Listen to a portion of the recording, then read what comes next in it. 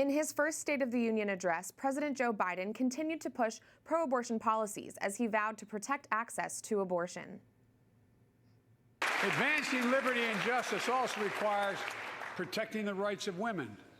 The constitutional right affirmed by Roe v. Wade, standing precedent for half a century, is under attack as never before.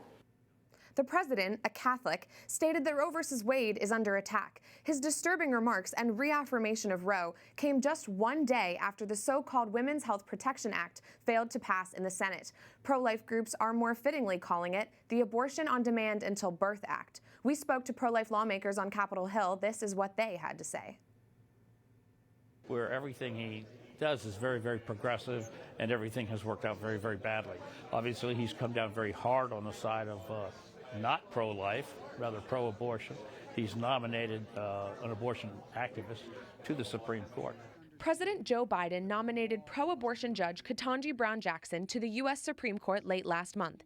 If confirmed, she would become the first black female justice on the High Court.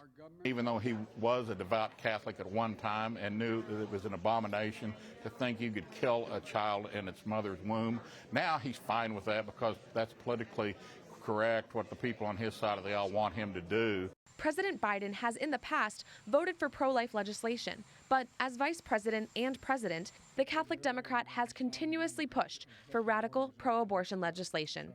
If you want to go forward, not backwards, we must protect access to health care, preserve a woman's right to choose, and continue to advance maternal health care for all Americans. In the affirmative, the motion is not agreed to. Meanwhile, the Pro-Abortion Women's Health Protection Act, which would nullify every state and federal pro-life law already in place, failed to pass in the U.S. Senate. Rather than listen to the American people who don't want late-term abortion or a federal abortion mandate, the Abortion on Demand Until Birth Act would enshrine in federal law the most far-reaching goals of the predatory abortion industry. Virginia Myers, a pro-life advocate and single mother, opposes pro-abortion legislation. She says her daughter's smile is worth the fight for unborn lives. Having a little girl who's 7 months old smiling at me here, I want her to grow up in a country that will protect her and all babies that may not be born into a situation that may be favorable, but all lives matter. And joining us now via Zoom is Republican Senator Marsha Blackburn of Tennessee. Senator Blackburn, thanks for joining us. In his State of the Union speech, President Biden claimed that there is an attack on Roe versus Wade and doubled down on his commitment to protect access to abortion. What are your thoughts? My thoughts are they tried this bill and they couldn't get it through the Senate, but they are determined to preempt all local and state laws. What they want to do is make abortion available to women up until the time of delivery. They like the idea of having late-term abortions. And of course, we know that is so far outside the mainstream of what not only the American citizen wants, but look around the globe and look at how few countries would ever allow such. And President Biden also called for increased efforts to improve maternal health care in our country, but our current laws, as you mentioned, allow for the innocent killing of unborn children, which leaves mothers wounded and alone. How can we promote the well-being of mothers when we're not caring for their unborn children as well, Senator? One of the things that we have seen as we've worked on the life issues through the decades is that science is on our side in this issue, because women go in, they get an ultrasound, they can see the baby, they know the baby's sex, they are planning for this baby, they give the baby a name, they have the nursery ready to go, clothes are ready to go, and science has helped to give individuals to give expectant moms and their families that little window and opportunity to see that that baby is growing, maturing, they're hearing heartbeats, they're following this life. every single step of the way. That is a very good thing for us. Now, it seems that as the Democratic Party has pushed further and further to the left, that there is less room in the Democrat Party for pro-life Democrats. Indeed, we've seen that take place all across the country.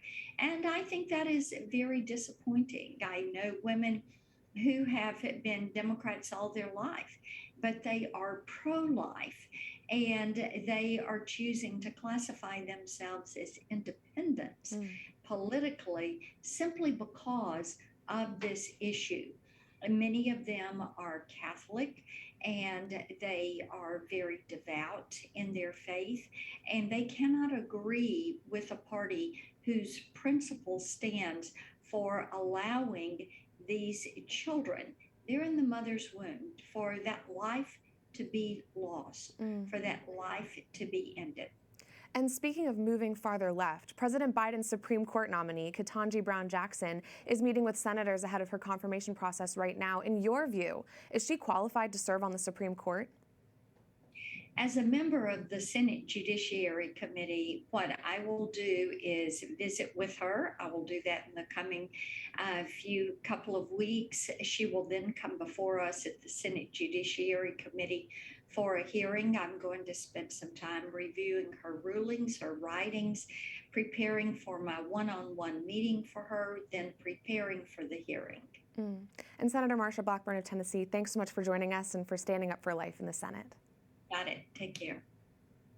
And joining us now via Skype is Mallory Carroll, Vice President of Communications at the Susan B. Anthony List. Mallory, thanks for joining us. Thanks so much for having me on, Prudence. Can't wait to be in the studio with you soon. Thanks. I want to first get your thoughts on the Women's Health Protection Act, which failed a vote in the Senate this week. I know SBA List has issued a memo detailing just how extreme this legislation is. Can you give us the top lines from that? Yes, this is the most pro-abortion piece of legislation that the Senate has ever voted on. It would undo every single state law limiting abortion and most federal laws limiting abortion. So we're talking about any state that's passed a ban on abortion at 15 weeks or 20 weeks, any protections for babies with disabilities, any waiting periods, informed consent legislation to make sure mothers know the procedure that they're about to undergo. This bill would have the effect of canceling those state laws. It's completely unconstitutional, and thanks be to God, it did not pass. But this is, the abortion lobby and pro-abortion Democrats in the Senate showing their true colors on the cusp. As we're waiting for Roe versus Wade to be overturned in the Dobbs decision, they are pulling out all the stops to try and enshrine abortion on demand, whatever means possible. And White House Press Secretary Jen Psaki released a statement right after the vote stating that pro-life laws stand in, quote, open defiance of the U.S. Constitution. Your thoughts? Well, we can do a control find on any PDF document of the Constitution. The right to abortion does not exist.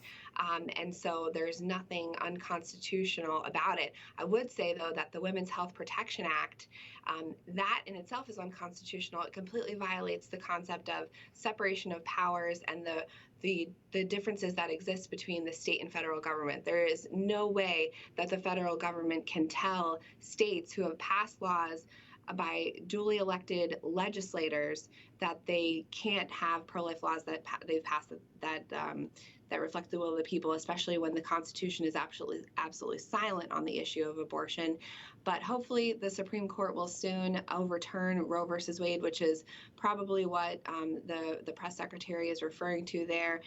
But this may be precedent, but it is unconstitutional precedent, and hopefully soon Roe versus Wade will be overturned.